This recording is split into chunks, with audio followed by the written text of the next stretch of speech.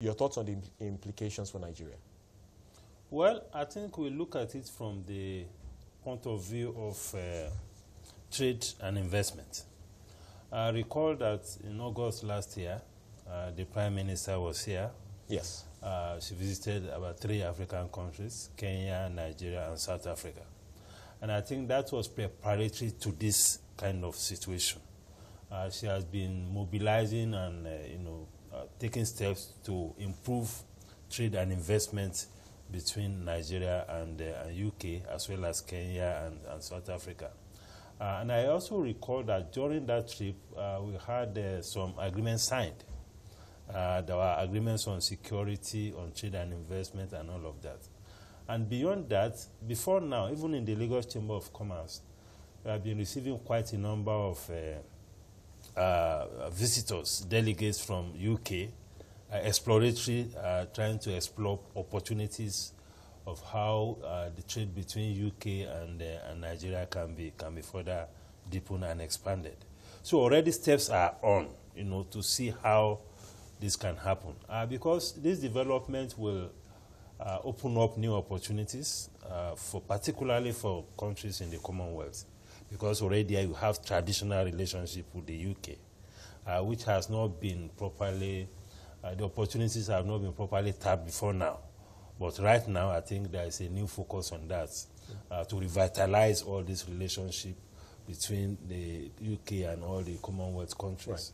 Right. And I also believe that because of the disruptions that will take place within UK, the company's disruption to the supply chain, to their markets and all of that, there will be new opportunities for other trading partners to come in and fill some of these gaps. What are your views about Nigeria's preparedness for a world post-Brexit? And even beyond that, just looking at the dynamics we see in world trade today, of course, everyone talks about the trade deals that are being negotiated between the US and China.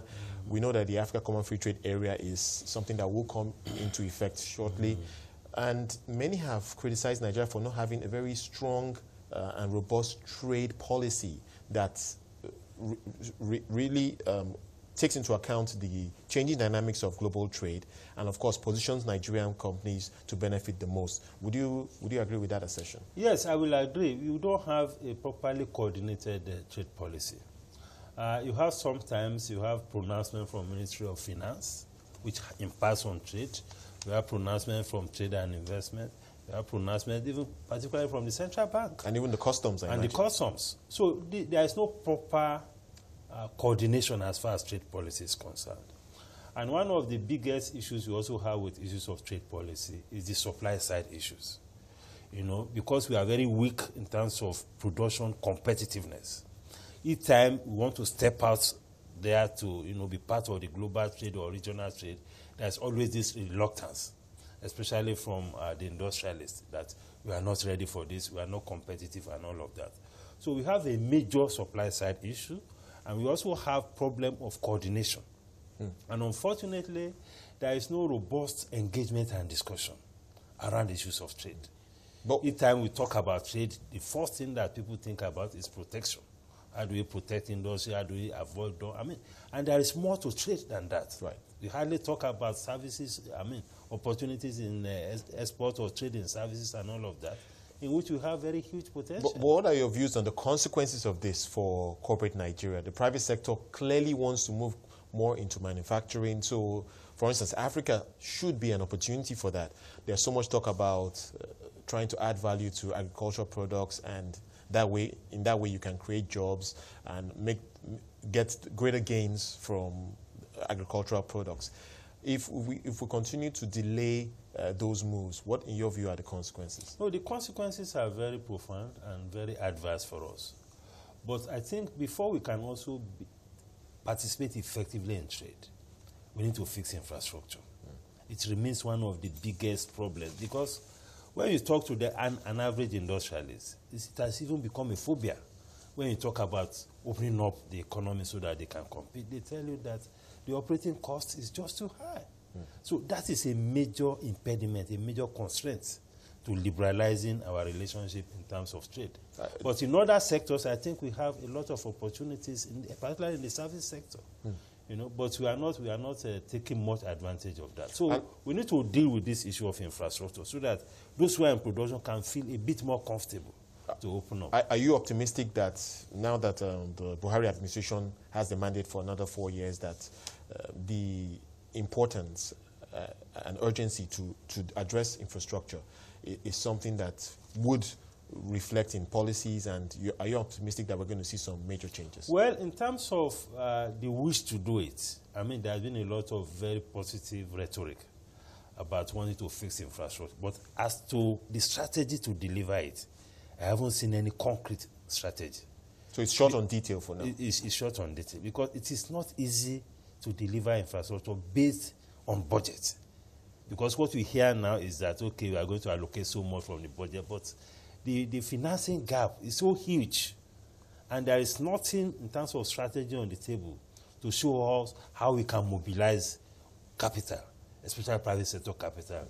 So we need a lot more innovation in trying to attract capital to fix infrastructure. Exactly. But beyond that, what about the deliberate efforts to engage potential markets? So we talk about Africa, for instance, and while the Africa Common Free Trade Area is clearly an opportunity, I think that even beyond that, there has to be a deliberate effort to take a look at markets across Africa where Nigeria perhaps could supply products and services to competitively, and perhaps the government or government authorities taking the lead, maybe perhaps leading delegations to those countries. Well, the authorities, for now, from the body language and all of that, are not so keen about that.